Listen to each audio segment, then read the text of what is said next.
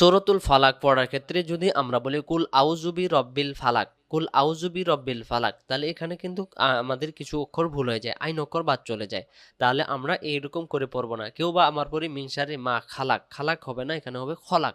তো এইরকম কিছু ভুল ত্রুটি আমরা পড়ে থাকি, সেই ভুলগুলো এই ভিডিওটির মাধ্যমে আমরা সমাধান করব। তো চলুন আমরা শুরু করি।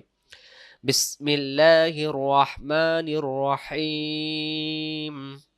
কুল কুল কুল, কফ লাম পেশ কুল, হামজা জবর আ, আইন ওয়াও পেশ উ, আউ, জাল পেশ জু, আউযু, আউযু।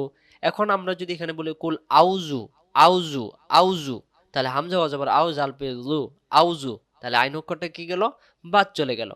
এক শব্দের ভিতরে এক অক্ষর বাদ দিলে, আপনার নামের ভিতরে এক অক্ষর বাদ দিলে, যেমন আপনার নামটা অপরিপূর্ণ হয়ে যায়, আরবি শব্দে একই রকম হয়ে যায়। তাহলে এখানে আমরা বলবো আ উ